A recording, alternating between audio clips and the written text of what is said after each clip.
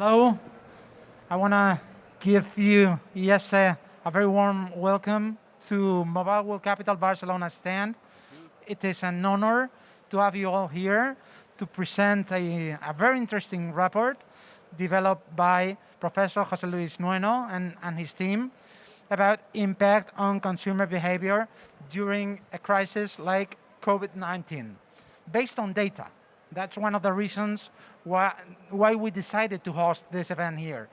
Because data, you obtain this data from very relevant sources, all of them very connected, directly or indirectly, with technology. Okay? Professor Noeno will explain the sources, but for us, data has been in the core of our activity since the very beginning. Although our data is based on intelligent connectivity, and we are ambitioning to have this data connected to the decision-making on real time. So hopefully, in the next 2 or 3 years, we can be all here together, IESE and Mobile World Capital, to have a report about data and real time and connectivity, 5G, you know. So hopefully, I want to see you in the following 2, 3 years, evolve this kind of reports and take connectivity and take advantage of connectivity and put a layer of intelligent connectivity over this data. But now it is time for Professor Nueno to explain his report, and then we'll have a very good debate that the team has prepared. So welcome here, and the floor is yours. Thank you. Thanks a lot. Well, good afternoon. It's a pleasure to have you here with us. And we are going to begin with the idea of the presentation that we have today is to demonstrate the value of the usage of data, not only the usage of a particular kind of data, but multi-sets of data. So what we are using for this research that we have is we are using the technology of our colleagues from Inten HQ, which established and bestowed the chair that I hold at IESE, and also data from Orange, which is a large database with 2 million telephone lines, 12 million telephone lines. Then we have also the information of Globo, which is all the transactions of a year, and many other sources that have to do in particular with mobility, payments, and so on.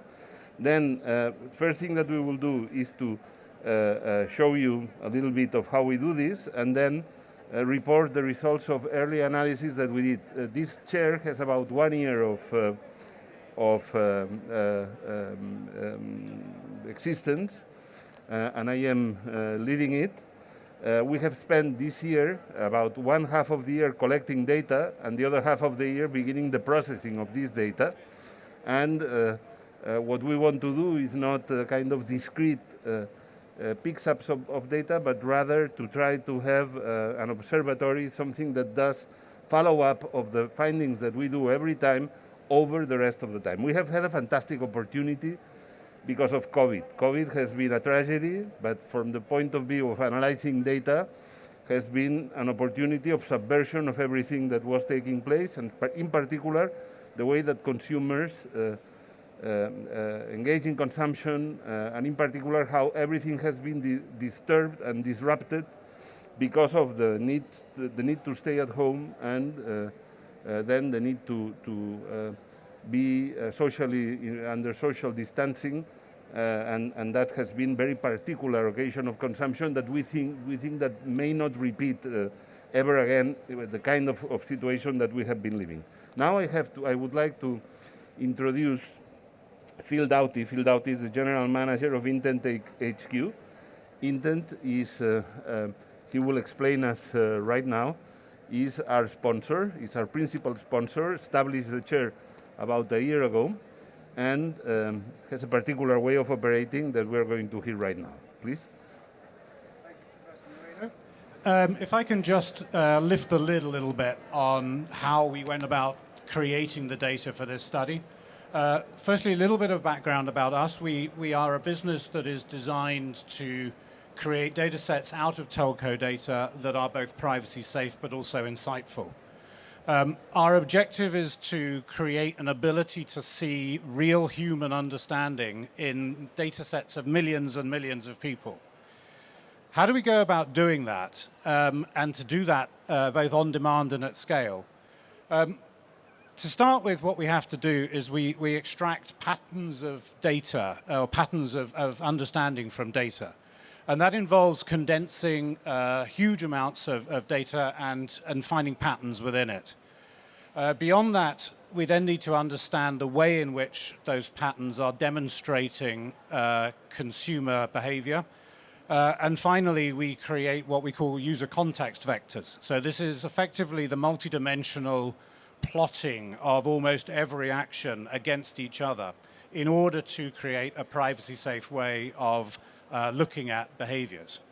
And what that leads you to is the ability to look at consumers in attitudinal groups, in lifestyle groups, in life stage groups, or indeed in life state groups. And all of those things are what underpins the insights that we created with IESE. And congratulations to Afonso Urian and his team for a fantastic job. And to Jose Antonio Serrano and Santiago Medon and the team in Orange for the work that they put in to create this study. The last thing I would then show you to give you an idea as to how this is then used is you might see typical operational KPIs that you would see in any telco data.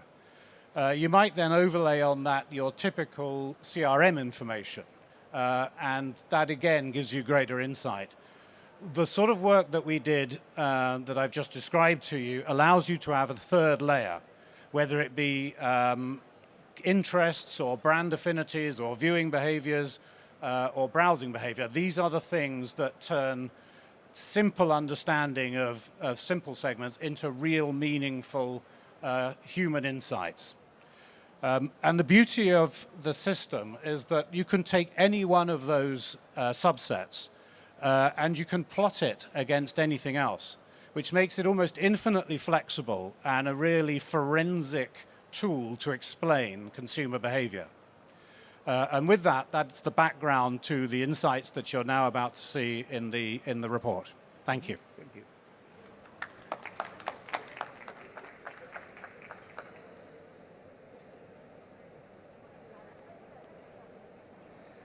So this is the context of the study that we conducted. What we did is we have data on 2020, and we made two cuts in 2020. One was April 2020, the other one was November 2020. So one was the beginning of the lockouts in the households.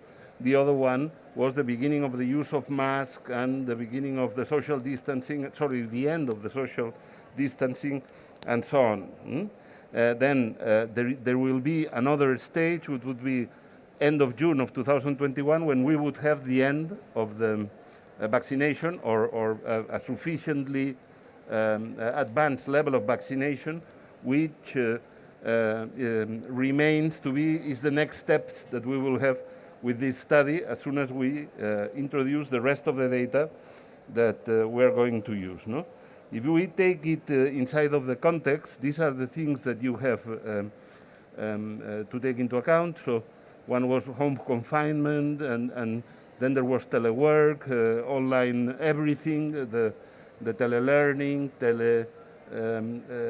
working, telemedicine, everything, which began at that time and produced significant changes in the environment. Then the borders were closed, and the brick and mortar retailers closed, and there was a pickup of the online retail. Grocery stores kept open, food takeaway only at this time, and no travel. No? And then if you look at the context of 2020, November 2020, what you have is social distancing plus masks, back to offices, opening hours, capacity limits, brick and mortar retailers open, at least partially, life back to non-residential areas, trips return, and daylight leisure returns. So these were the original And many of those things have been sufficiently covered in magazines and other publications, but this is what we're going to present in this presentation. No? The first thing is the first wave, which was April of 2020, and here what we're going to present is the results of the initial, my goodness, it's me.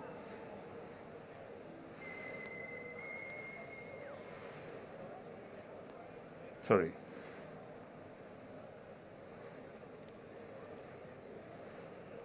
Okay, so the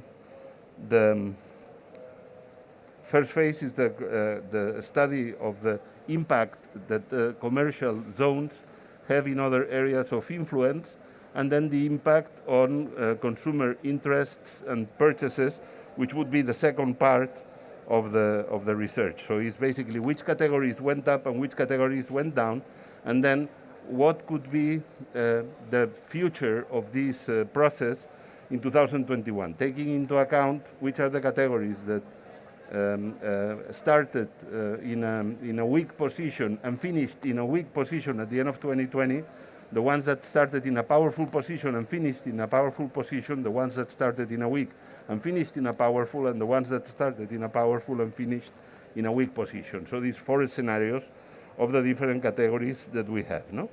So how we carried out the analysis? Well, this is the databases that I told you that we have. We have 2.8 million mobile phone lines, 90 million food and groceries orders. We have 85 million parking tickets and 790,000 taxi tickets. And this is the whole data set that we have accumulated during this year and that we hope that we're going to be able to keep enjoying in the coming years. Then we introduced in the database of, in the dashboards of IntenHQ, what we had to do was we couldn't use the whole data that we have, not even far from the orange data that we had. And what we did is we created 117 areas, polygons, that we used in order to lighten the amount of data that was being used, and at the same time having a number of places where we could run experiments. We tried to understand very well what was the mobility between big cities and their surrounding neighborhoods. We tried to find out what was the mobility between large cities and resorts for holidays or so on. We studied Benidorm, we studied Calella de Palafrugell, we studied Gandia to find out which were the different groups of places, destinations where people were going, and try to find out what was the behavior that was in there. We studied Bilbao also with its surrounded locations. We studied the areas where we had industrial polygons, office polygons, and commercial polygons in order to find out what was the mobility and the impact of not having, for instance, offices in polygons that were a combination of offices and supermarkets. What happened when you closed down the offices and there was a mall there? What was the impact in the mall that was taking place at every different moment of the year? No? So this is what we had there. And I'm going to tell you now the first conclusions. And the first conclusions had to do with the initial study, the areas of influence of our study. What we saw is in a first phase, which is in November 2019 and April, between November 2019 and April 2020, what we saw was a massive fall in the affluence of the areas that were nearby, the commercial areas that were nearby offices and industries, as a result of the lack of, so we could say that there was a direct effect on factories and supermarkets, for instance, and it was an induced effect on other retail areas that were included in those polygons, and that was a result of these pandemics. In the second part, which was November of 2019 to November 2020, so if we look at the whole season, what we found there is that there was also a fall, with the exception of one commercial area, which is the the first one that you have on top, the one of Zubiarte. But in all the others, there was an improvement, but still on the negative side. So mobility has affected mobility has been affected, and in all likelihood, the areas that depend on commercial zones will take probably more time to recover than the other areas. Then the other.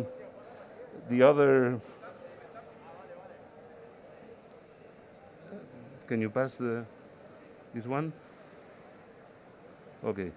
Then this is another of the findings. No? The identical conclusions were reached when we analyzed mobility from data on parkings like El Parking, IESE, or taxis, which is INBRIC, and data from food delivery, which is Globo, which tells you that basically all this information is very much correlated or related in such a fashion that with one of the sources you can get, at least in the surface, the same results. Then if you need to get into in-depth explanations, then you probably need to get into the other data to complete it. No? So we found, for instance, that when we take the information of IESE, commercial zones in the cities were affected by a reduced mobility in a very significant fashion. You see the percentages there. When you look at the information of taxis with INBRIC, the fall in business trips, the stores that are located in areas such as high-velocity, high-speed trains or airports were very much affected, very highly affected, because on average it was a 71% fall by the lack of mobility to airports and high-speed stations. And the opposite happened with Globo and the information related with delivery with food delivery. At the beginning of the process, there was a fall, a sudden fall, because which was because of the close-up of some of the important fast food chains, which in the beginning of the pandemic closed down their operations, but then they recouped fast as these were slowly opening. But in addition, there were a big stream of independent retailers joining this, and this was 39% growth in terms of the number of chains, and it was a 65% growth in terms of volume. So it was a very significant development. Something similar we studied with the use of cell phone. No? So here you have several different areas in Spain, and the evolution of consumer activity was analyzed by region, and the intensity of use of cell phones was getting levered as the time evolved. And you can see the situation, for instance, of some second residence areas which received a lot of individuals and delivered very clearly information on what was the number of people that were moving from capitals into second residential areas, which were the second residential areas that we could perfectly anticipate. Next. Then the impact of consumer behavior is the other area that we studied. And in terms of consumer behavior, what we try to see is the impact in the interest and purchases of consumers by trying to find information on what were people buying and what were people visiting online before buying in order to get this kind of information. Well, here you have, these are categories that are, we interrogated our data on these different categories that we have here, and we clearly found very easy patterns. First, the first pattern is that you know that we always say that people have stopped buying products and have moved to buy experiences. Well, that was not the case. We immediately, what happened to us is that we stopped buying products and we started to buy, we stopped buying experiences and we started buying products again. So there is almost a sequence that where you have something that is physical, has increased being purchased after this, And when you have something that is a service or is an experience, it has lost any patronage, and there is a sudden stoppage of the sales that you have. This is what we expect to change right away as soon as confinement stops, as soon as social distancing stops and stores reopen. And this is what you hear everywhere. Probably this is an interesting thing, with the exception of mature European countries such as Spain, Italy, France, Germany, or United Kingdom, which are countries where buying is going to, still physical product buying is going to wait still for quite some time. But for instance, you go to Eastern Europe, countries like Poland, like Hungary, and so on, and they are booming right now in consumption of products. And this is simply because in the westernized countries and more mature countries, we have everything that we can consume that is a product. And in those countries, they still need to build up their inventory of things that they have bought. No? Now, one analysis that we did here was plotting using our cut between April and the weeks after that, and November and the weeks before that.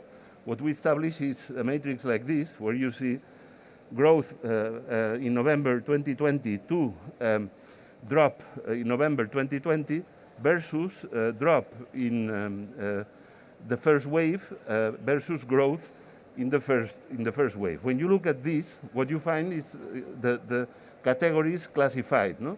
And you have winner categories, which are the categories that have grown very significantly in the beginning of the pandemic, and have kept growing at the end of the pandemic. So that means that there is an element of resilience or a stickiness of these categories, which will prevail as important categories. We talk about video streaming, foods and beverages at home. It's funny because we were expecting that after, for instance, in Spain, a 7% growth in value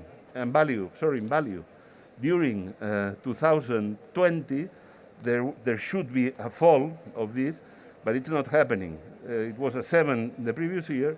It seems to be a 4 during this year, so it's an important category. Then we have the categories that are in hell, no? What we call the loser categories, which are things like beauty and fragrances, everything that has to do with categories that are services and experiences. And then we have others that behave like corner solutions, no? And we have things like furnishings or transportation or hardware and consumer electronics, which would be in the more Phoenix categories, meaning that they struggled in the beginning, but they showed up again as growth categories now in the end of the period. And then we have bubbles, no? Products that seem to bubble significantly at the beginning of the pandemic, but in the second part they burst and they fell again, no? So this is something that is an interesting piece of study to keep tracking in the 2021 scenarios. Well, we did the same with brands, and it's what you would expect. Down there you have a massive amount of brands of products. And products is what we are finding, probably finding it more complicated to come back from hell.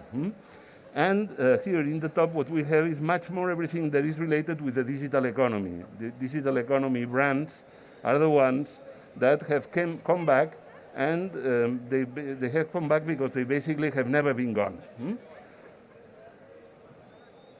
Pasa? And I'm not going to extend myself for a very long time. One interesting case that we have here is the impact on the use of food delivery. And we have here someone from Globo that will explain to us later if this agrees with his point of view or is something that where we are completely wrong. No?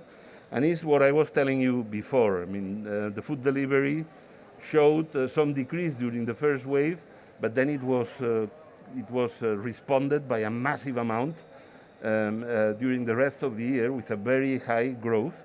We are trying now to do a very interesting study, which is a study on boredom. Well, I find it amusing. Maybe for you it's boring, but a study in boredom meaning if we really get fed up of food. So we eat a lot of hamburgers, and then we are fed up of hamburgers, and we shift to Indian food, and then we shift to something else. If boredom has been one of the phenomena that has been studied during the pandemic and has received lots of attention in press and so on. So we think that this is going to be one that we will delve into. Please. Well, here what you see is also another interesting study that has to do with our shifting habits. In a nutshell, we have changed.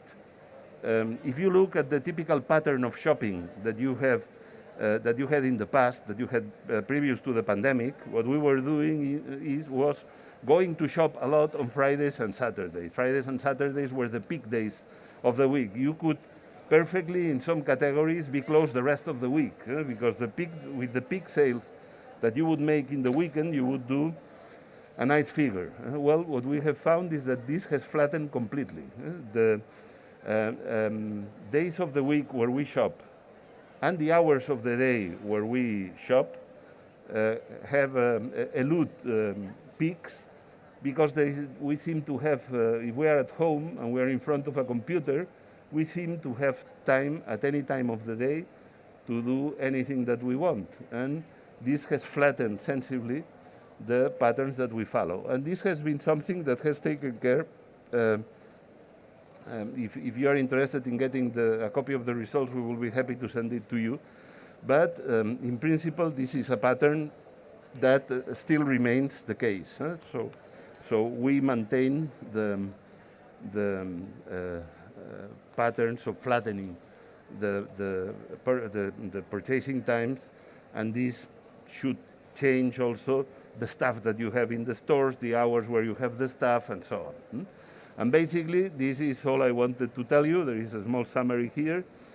There are commercial zones that depend on offices and commuting will have to make a lot more effort to recuperate. The categories and brands related to physical presence, such as brick and mortar, are the losers that we said. Categories and brands especially, and much more related to products. Related to products, those are the ones that will struggle the most. Categories and brands related to digitalization of life, work, and leisure are the winners. Food delivery becomes the model of the year. I mean, they have really taken up very fast, and consumers' typical hourly schedules have also changed significantly. This is just what we had time to study in the second part of the year, and we hope now that we will keep adding more stuff to it. And we want to thank our partners in doing this work with us. Thank you very much.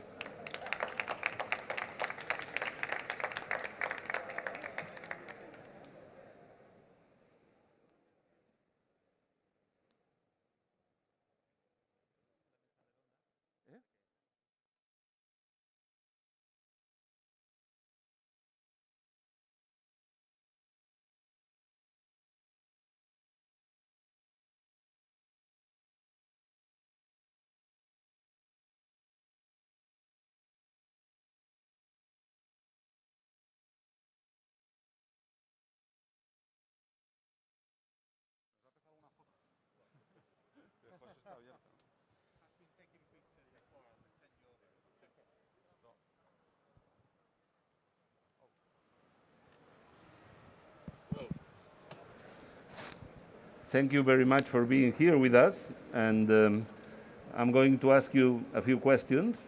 Please ask yourself questions too, and ask to each other. So what I'm going to tell you is just directional, no? And the first thing is, you have seen the conclusions of the study. How can you reflect on them? Do you see your companies there, or you say, nah, that's not really the case? Well, um, I, I really agree with the results of the study. I think there was a point in which we saw that the sales at the beginning of the pandemic for us decreased. I have to say it was pretty tough times because there was a lot of uncertainty, risks. We didn't know what was going on, and this was mainly due to two factors. One was fear on the people. They didn't know what was going on. They were scared about ordering. And second is that we temporarily lost a lot of big restaurants, no, that were driving the demand. But very rapidly we saw that key players in the groceries demand industry, like Dia and so on, joined us, and people shift from ordering food to ordering their daily essentials, right? Which was one of the good things that happened with the pandemic, that people kept on trying. So as you can see in the second bit of the year, we started ramping up, and this was mainly because of recovering this content that we would not have, plus people having tried different things that we offer to users, right? So I think right now we are thank God in a good position, and we're trying to make the most out of it. And this is mainly because people are starting to move from one another category and learning that we can offer them most of different things. One of the most amazing things is that you are now not so much a fast food delivery company as you are a delivery company of everything, no? Yes, that's what we try to do, no? Delivering everything in your city in less than 30 minutes. Yeah. We've got some constraints, of course. We can only fit what fits in the box, but we're working on it, and our ambition is that to have everything that you need, and to help our users and the people to live an easier life, right? José Antonio. Totally agree from the Orange Spain perspective. If you remember the winners in the matrix of the Professor Nueno, all the winners rely in our network. So we suffer all this pressure, but also at the same time we are so happy that finally we give all this support with success. So this is what we do. So if you give us your databases, we will say that you pertain to the winners quadrant. And I'd just add to that as well as the consumer trends that you saw in the presentation, one of the things we have observed is the impact of government policy on behavioural trends that are not necessarily natural consequences of the pandemic. So you see in the presentation a lot of trends that are consumer driven and consumer behaviour. There are certain categories that where governments and states across not just Spain but particularly in other countries, where their actions have actually instigated change in consumer behaviour in the context of the pandemic. And for instance, as an example, the housing market in the UK has been prompted through government action to see spikes that make no sense from a pandemic analysis perspective. Just as an example. And from Phil, from an intuitive point of view, at least an intuitive point of view, and we take the opportunity that you are here and we claim to be a global chair, what can you tell us about what is different from what is happening in UK, and in particular, so recently, very recently, where you seem to be again as if you were in the middle of the pandemic? So one of the things that you can do with time series data is look at changes in week on week or 52-week MATs. And as well as those winners, losers that you saw earlier, there are a couple of interesting phenomena that I can reflect on from the UK.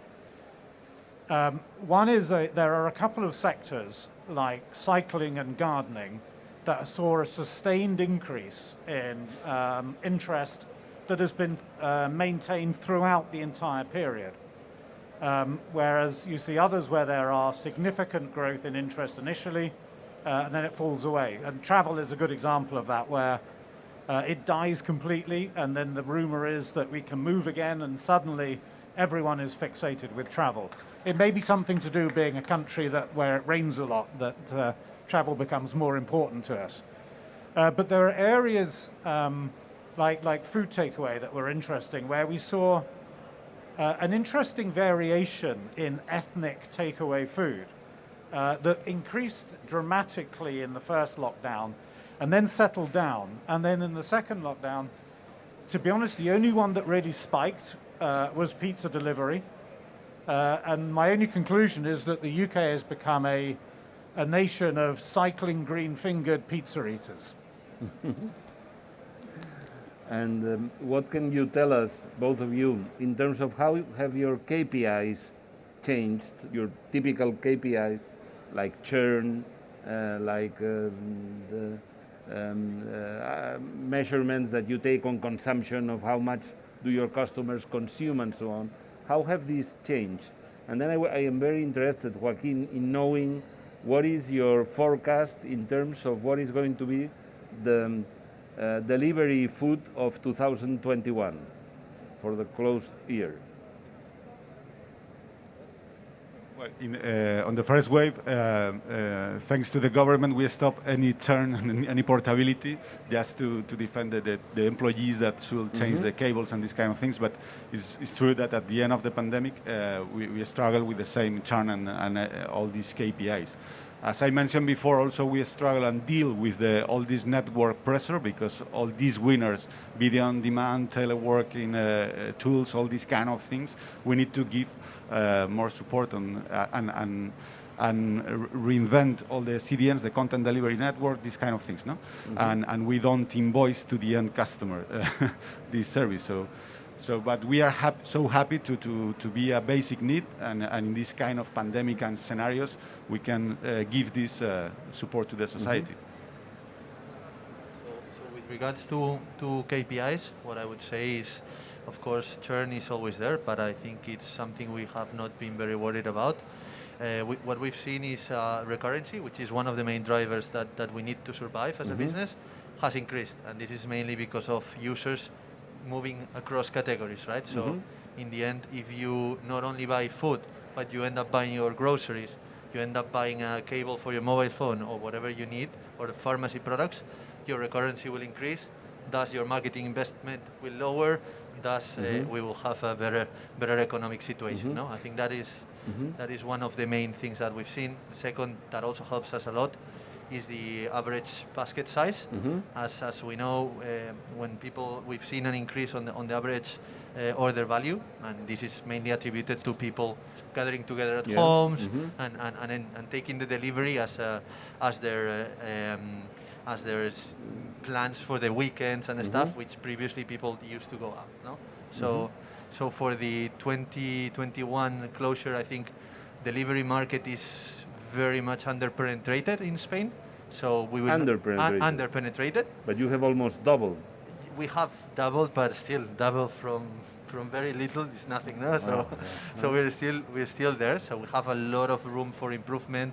So what we expect as a company is to keep on growing steadily, but this is not coming because of organic growth, but people trying the service and trying new things, no? So that is what Phil. Just to go back to one of the point that Jose Antonio was making about the maintenance of service over this period.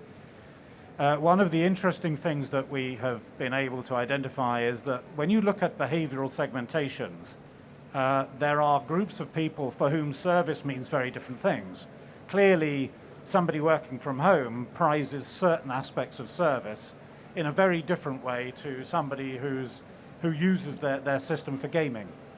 And so one of the things that has become clear is that actually traditional NPS type scores are less valuable than you once thought they were, because what now you need to understand is the emotional connection that you have with your customers, and understand that different cohorts of consumers will value different things about your service in different ways.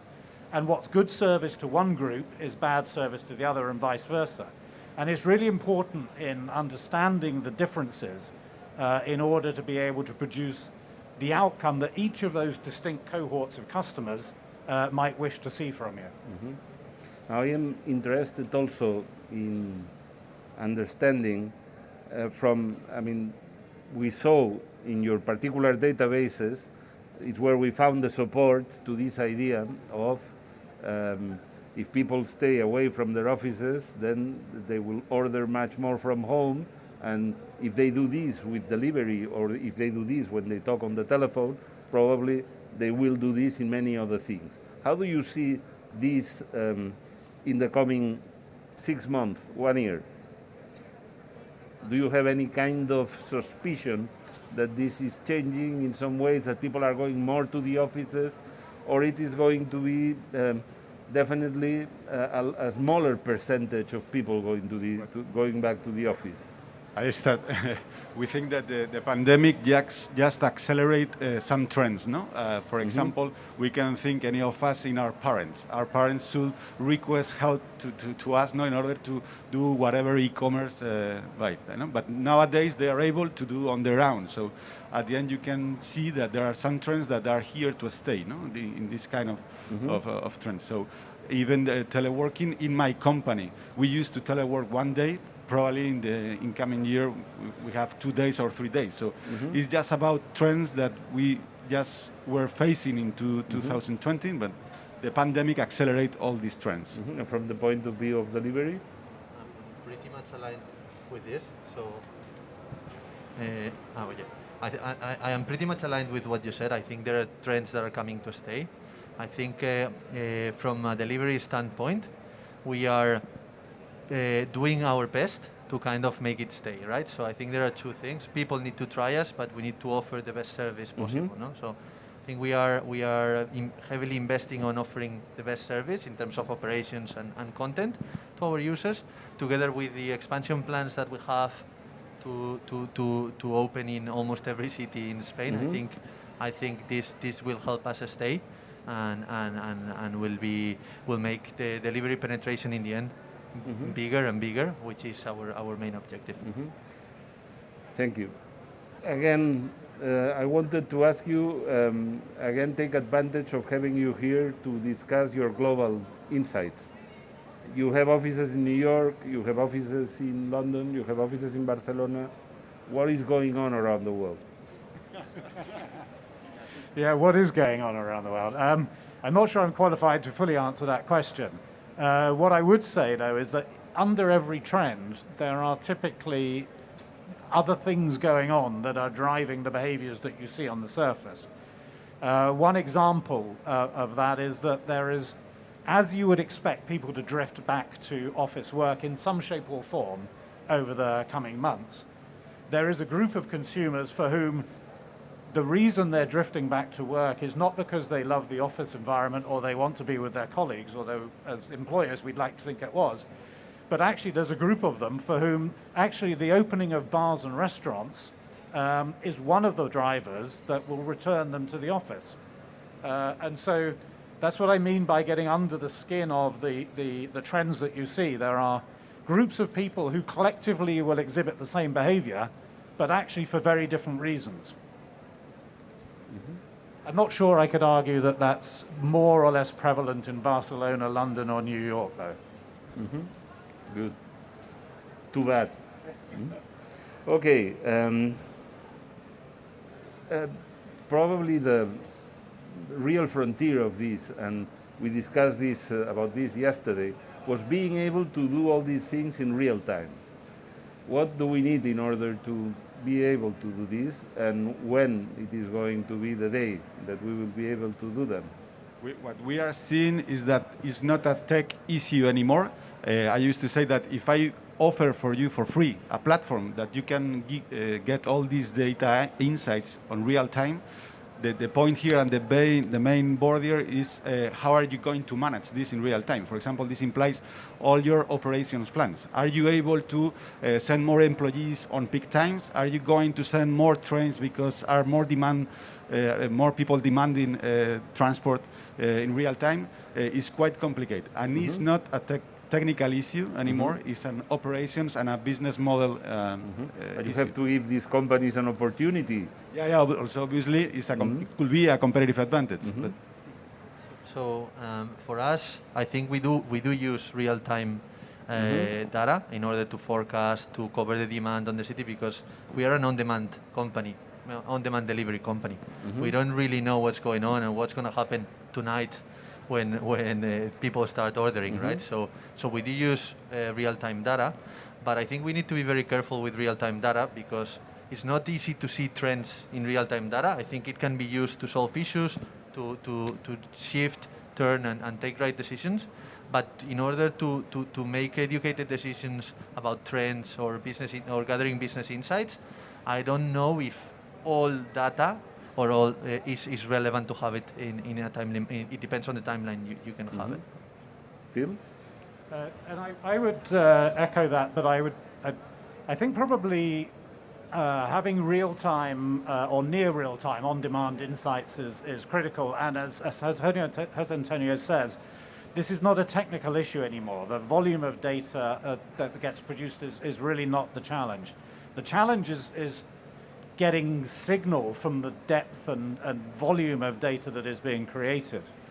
But once you have understood how to handle the data in ways that make it manageable without losing signal, you begin to ask yourself the question, what on earth did we do to create quantitative insights before the days where data was generated as an exhaust of the way in which we live our lives?